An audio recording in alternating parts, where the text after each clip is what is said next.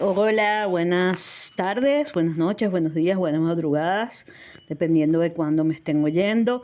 Si me están oyendo en vivo por Costa del Sol FM 93.1, buenas noches, estamos transmitiendo desde Güiria, Estado Sucre, y también desde Miami, Florida, por el excelente canal de noticias Caiga Quien Caiga, dirigido por mi gran amigo Ángel Monagas, portal que es de relevancia en todas las partes donde hay un venezolano. Hoy quiero hablarles un poco de política. Me quiero apoyar en la premisa de que en la política lo único verdadero es lo que no se ve. Y bueno, como vivo en Venezuela, no puedo ser clara y frontal, así que quiero narrarles un poco sobre mi visión de política, pero con ejemplos y datos de la historia que muchas veces la historia suele repetirse. En política lo único verdadero es lo que no se ve. Esta es una frase de José Martí que cobra un sentido especial cuando se analiza cómo en la historia reciente las grandes decisiones estratégicas se han tomado lejos de los reflectores y detrás del telón. Las cámaras muestran discursos y ceremonias, cumbres e intervenciones interminables de líderes y diplomáticos, pero las verdaderas jugadas se deciden en reuniones privadas, en despachos cerrados y en conversaciones informales que jamás se filtran. La política visible es como el closet. La política real es la que se encuentra en ese closet exclusivo de encuentros muy cercanos y muy VIP, donde se definen alianzas, se trazan operaciones y se calculan riesgos que nunca se anuncian al público, hasta que se tienen que anunciar o hasta que se tienen que dar noticias de lo que ya ha pasado como producto de lo que la discusión en esas fórmulas muy privadas se toman, las decisiones que se toman en esas reuniones que son siempre mucho más sinceras y frontales, con un lenguaje mucho más informal. Un ejemplo claro fue la Operación Causa Justa en 1989, cuando Estados Unidos, bajo la administración de George H.W. Bush, intervino en Panamá para capturar a Manuel Cara de Piña Noriega. Oficialmente, la narrativa se centró en restaurar la democracia y proteger vidas estadounidenses, pero detrás hubo meses de inteligencia, coordinación militar y diplomacia silenciosa con gobiernos aliados. La operación se ejecutó en cuestión de días, pero su preparación fue un trabajo invisible que combinó presión económica, aislamiento internacional, despliegue logístico sin precedentes jamás en la región. Obviamente que en este siglo, en este momento, este tipo de operaciones se traman o se gestan muchísimo más rápido gracias a las tecnologías disruptivas y a las armas avanzadísimas de espionaje y armamento militar que poseen las grandes potencias mundiales. En este contexto les doy este dato. Estados Unidos mantiene el liderazgo global en cuanto a equipamiento militar. Tiene 1.300.000 personas en sus tropas activas, con más de 1.300.000 tropas activas y un presupuesto que supera los 877.000 millones de dólares, o sea, casi 900.000 millones de dólares. Después le sigue Rusia, con un ejército más o menos del mismo tamaño, pero ellos solo invierten 109.000 millones de dólares, por lo que su equipamiento es definitivamente inferior en tecnología y en número. Solo se destacan por los submarinos nucleares, pero en general su equipamiento actual no ha sido actualizado y han perdido mucho armamento y muchos militares en la guerra con Ucrania. En el tercer lugar lo ocupa China, que posee el ejército más numeroso del mundo, con más de 2 millones de efectivos, pero solo invierten 296.000 millones, o sea, comparados con los casi 900.000 millones de Estados Unidos, es la tercera, o sea, muchísimo menos, ¿no? Su poder se apoya en una fuerza naval en rápida expansión, además de capacidades avanzadas en guerra cibernética y espacial. Ellos siempre van un paso más adelante en tecnología, o a lo mejor lo difunden más, pero su poderío es respetable. Después le sigue la India, y Corea del Sur. Y Corea del Sur destaca también por tener tecnologías muy avanzadas, en especial tanques K2 y sistemas antimisiles de alta tecnología, por el peligro constante que están ellos sometidos ante su vecino de Corea del Norte. Estos 5 países no solo poseen armamento avanzado, sino también la capacidad logística, estratégica y tecnológica para proyectar su fuerza muchísimo más allá de sus fronteras. En cuanto al poder invisible de la política, podemos hablar de la Guerra del Golfo en 1991. Este ejemplo nos dice cómo una coalición internacional que expulsó a las fuerzas iraquíes de Kuwait no se improvisó, fue el resultado de una intensa labor diplomática y estratégica liderada por la misma administración Bush padre.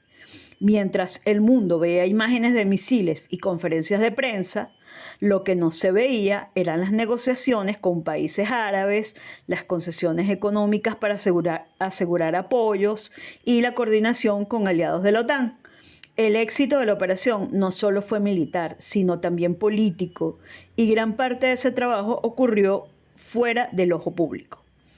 En tiempos más recientes, y en especial en las administraciones republicanas, que han sido las más exitosas en este tipo de política que no se ve, el poder invisible es clave. Durante el mandato de Ronald Reagan, por ejemplo, la presión sobre la Unión Soviética no se limitó a discursos anticomunistas.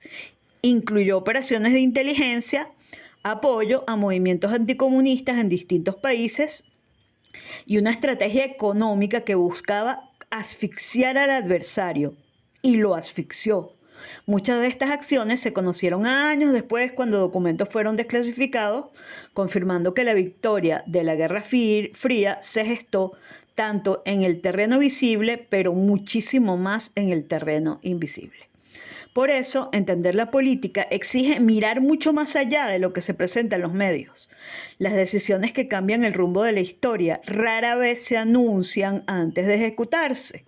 Se planifican en silencio, se negocian en privado y se ejecutan con precisión.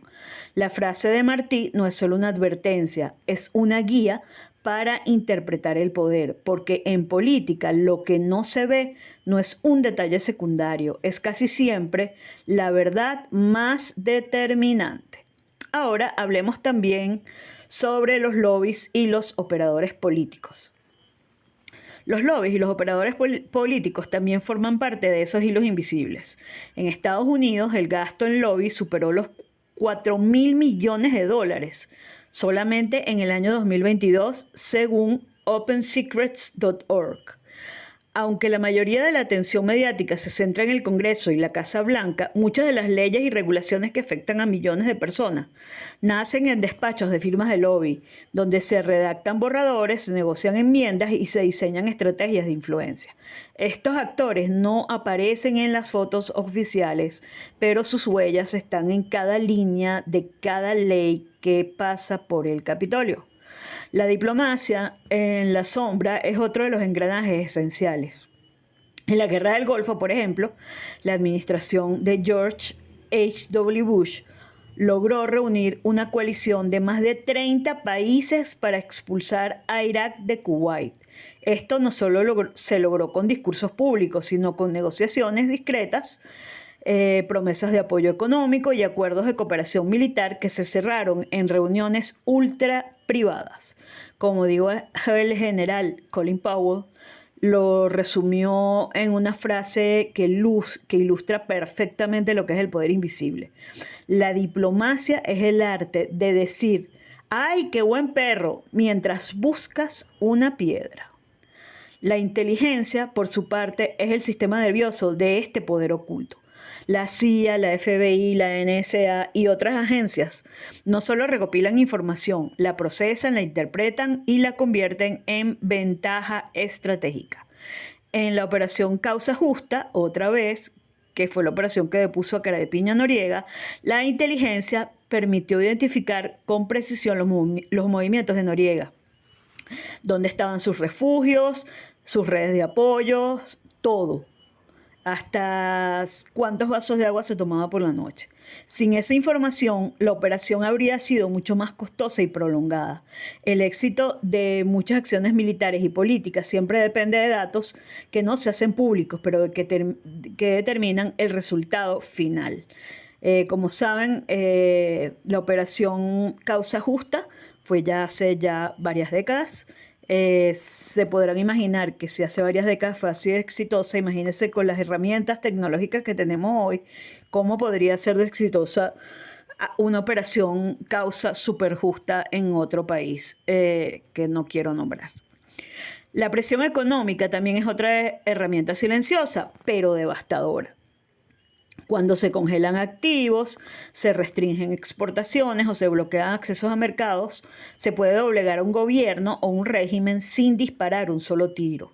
En el caso de Panamá, las sanciones previas a la intervención redujeron drásticamente la capacidad del régimen para operar, debilitando su estructura interna y preparando el terreno para la acción militar.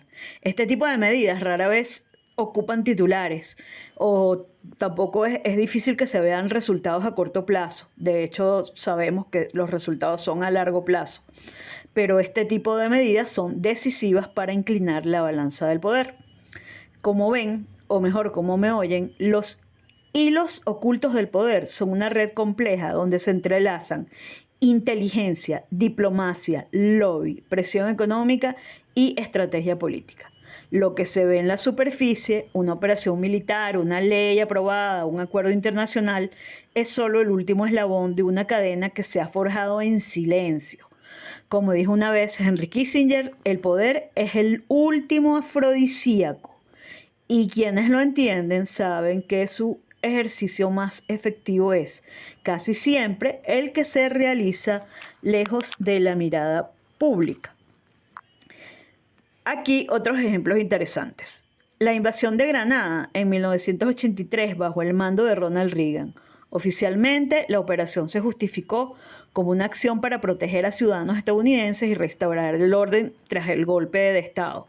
Sin embargo, hubo semanas de coordinación con gobiernos caribeños, recopilación de inteligencia y planificación militar detallada. La rapidez y contundencia de la intervención fueron posibles gracias a un trabajo previo que nunca apareció en los titulares. La crisis de los misiles en Libia durante la década de 1980 también ilustra ese patrón.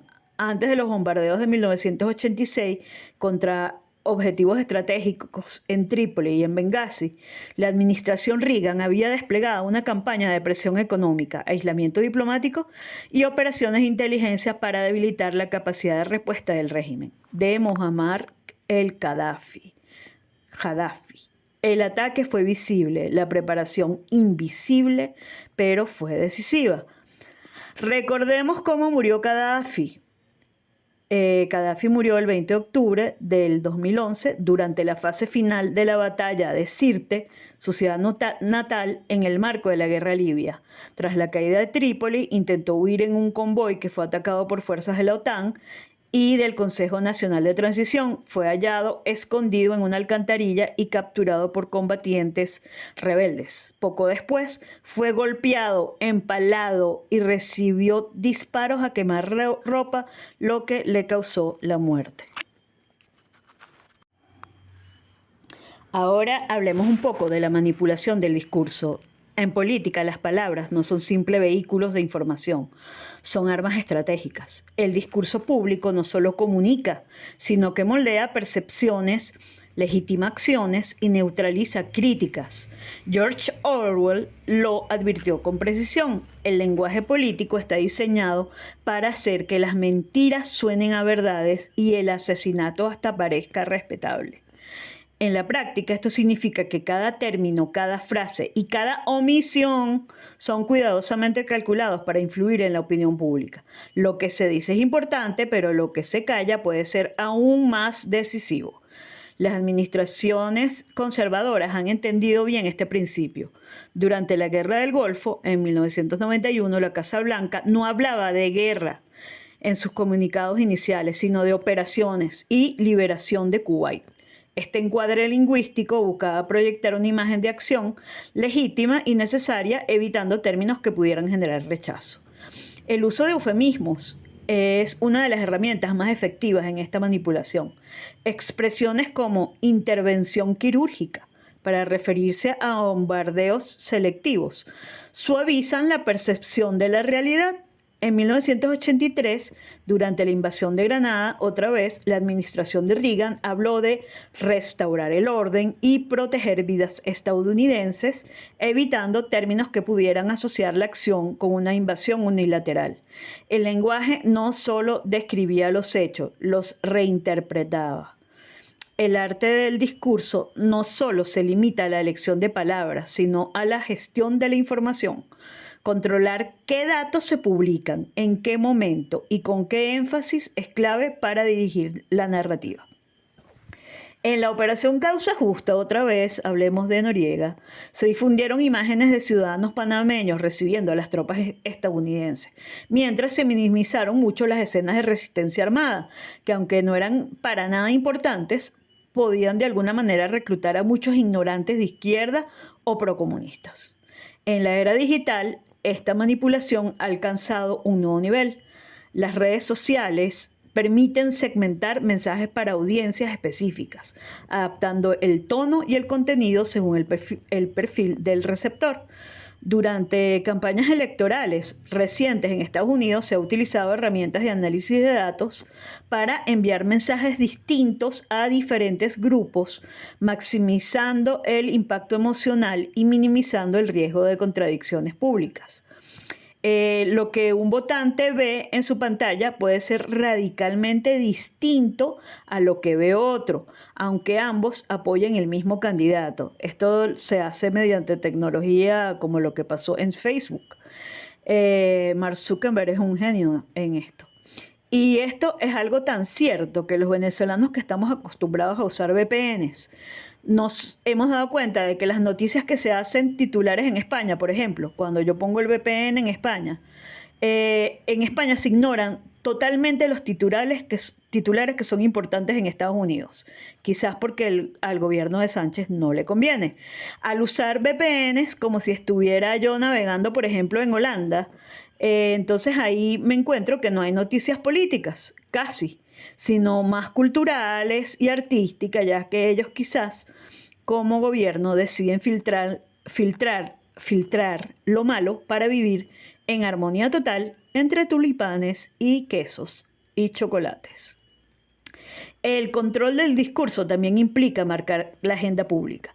Decidir qué se habla y de qué no se habla es una forma de poder silencioso, pero efectivo. Si un gobierno logra que la conversación mediática se centre en sus logros o en amenazas externas, especialmente si son legítimas, pueden marcar la agenda, y esto ha sido utilizado por todo tipo de administraciones. Pero en manos de estrategas hábiles se convierten en un escudo político excelente. En última instancia, el control del discurso político es una batalla por el significado. No se trata solo de ganar debates o liderar encuestas, sino de definir los términos en los que estos debates se van a desarrollar y las encuestas a moldear. Como dijo Frank Luntz, asesor republicano y experto en comunicación política, no es lo que dices lo que importa, es lo que la gente escucha. Y en política, lograr que la gente escuche lo que uno quiere y olvide lo que no conviene es una de las formas más puras y efectivas de poder. Incluso en el terreno económico y comercial, lo que no se ve marca la diferencia. Por ejemplo, durante las negociaciones del Tratado de Libre Comercio de América del Norte, la administración de George H.W. Bush llevó a cabo rondas de conversaciones técnicas y acuerdos bilaterales que no se anunciaban públicamente. Estos encuentros definieron cláusulas claves sobre propiedad intelectual, comercio agrícola y resolución de disputas. Cuando el tratado se firmó, el trabajo más importante ya estaba hecho, lejos de las cámaras y del debate público. Entonces, el teatro político. ¿Quién escribe el guión? Bueno, en la política como en el teatro, el público ve a los actores principales sobre el escenario, presidentes, ministros, legisladores, demagogos, etc. Sin embargo, el guión que interpretan rara vez los escriben ellos. Detrás de cada discurso, cada gesto y cada decisión pública existe un equipo de estrategas y asesores operadores que definen la narrativa, marcan la agenda y calculan cada movimiento. El ciudadano común observa la representación. El verdadero poder se ejerce entre bastidores, donde se decide qué se dice, cómo se dice y cuándo se dice. Durante la Guerra Fría, Ronald Reagan entendió como pocos el valor de este guión invisible. Su ofensiva contra el comunismo no solo se limitó a discursos inspiradores como el célebre Mr. Gorbachev, tear down this wall, o Señor Gorbachev, derribe el muro. Detrás había un entramado de asesores de seguridad nacional, expertos en comunicación y estrategas económicos que diseñaron una presión sostenida sobre la Unión Soviética, desde el incremento del gasto militar hasta la promoción de la iniciativa de defensa estratégica. Cada paso respondía a un plan cuidadosamente elaborado para debilitar al adversario sin entrar en un conflicto directo. Por eso se llamó Guerra Fría. Entonces, los estrategas políticos son los dramaturgos de este teatro. Son como Shakespeare políticos. Figuras como Michael Deaver, maestro de la puesta en escena durante la era de Reagan, sabían que la imagen podía ser tan poderosa como la palabra. Deaver planificaba escenarios, encuadres y momentos visuales que transmitieran fuerza y liderazgo. No se trataba solo de lo que Reagan iba a decir, sino de cómo y dónde lo decía. Frente a la puerta de Brandenburgo, en fábricas en plena producción o en reuniones con líderes internacionales cuidadosamente coreografiadas. Esas son como las típicas fotos que vemos. El presidente tal se reunió en sus vacaciones en Camp David y le hemos visto muchísimo esas imágenes. Los consultores y asesores de alto nivel también cumplen un papel decisivo en la definición de la agenda. Ellos deciden qué temas se priorizan, qué batallas se libran y cuáles se evitan. En las campañas modernas, estos equipos analizan encuestas, tendencias y estados claves para ajustar el mensaje en tiempo real. La política debe ser una serie de improvisaciones y se convierte en una producción planificada donde cada acto busca un efecto específico en la opinión pública. En el siglo XXI, la tecnología ha transformado este teatro en algo muchísimo más sofisticado. Se usa el Big Data y la microsegmentación de la que ya les hablé, en donde cada quien recibe un mensaje muy específico, y esto ha permitido a los estrategas competir en un terreno donde antes dominaban las grandes cadenas mediáticas. O sea que ya las grandes cadenas mediáticas tienen menos relevancia en la opinión pública. Ahora, un equipo de analistas puede identificar qué le preocupa a un votante en un estado o en un municipio y enviarle un mensaje personalizado que hable directamente a sus intereses. Este nivel de personalización convierte la política en un guión interactivo donde el público no solo observa, sino que reacciona y retroalimenta la narrativa, especialmente con las redes sociales. Bueno, entonces vamos a concluir ya este capítulo. Mi conclusión la baso en cómo aprender a mirar más allá del telón. En política, la primera pista para entender el verdadero guión no está en las palabras, sino en el rastro del dinero. Se gira el flujo de capital, quién financia campañas, quién obtiene contratos, quién se beneficia de una ley, revela más que cualquier discurso. La historia está llena de ejemplos, desde los magnates industriales que impulsaron la expansión ferroviaria en el siglo XIX para multiplicar sus fortunas, hasta los conglomerados energéticos que moldearon políticas exteriores enteras en el siglo XX. El dinero no solo lubrica la maquinaria del poder, también dicta su dirección. Interpretar estos silencios exige una mirada entrenada cuando los políticos no hablan. Me refiero a cuando John F. Kennedy, cuando la crisis de los misiles en Cuba, omitió deliberadamente ciertos detalles de sus discursos para no escalar el conflicto y mantener margen de maniobra. En la política contemporánea, las ausencias en el discurso, temas que nunca se mencionan, preguntas que no se responden, son ventanas hacia las verdaderas prioridades y los temores de quienes gobiernan. El silencio puede ser más elocuente que un mitin multitudinario. No vemos la escena porque nadie es vidente ni puede vaticinar el futuro, pero podemos intuir que algo importante ocurre detrás cuando aprendemos a interpretar esos silencios. José Martí, con lucidez visionaria, dejó una frase que sirve de brújula para este análisis. Ver es un acto de inteligencia, mirar es un acto de voluntad. Aplicada a la política significa que no basta con consumir información, hay que querer comprenderla, desentrañar sus motivaciones ocultas y sus beneficiarios reales. Martí entendía que el poder verdadero rara vez se exhibía. Se ejerce en la sombra, protegido por capas de retórica y grandes espectáculos. En el gran teatro del poder, quien no mira más allá del telón termina aplaudiendo la obra que otro escribió para él. Y bueno, este fue mi programa de hoy, esperando que les guste. Transmití por Costa del Sol FM 93.1 y por Caiga Quien Caiga, el fabuloso portal de mi querido amigo Ángel Monagas. Hasta el próximo programa.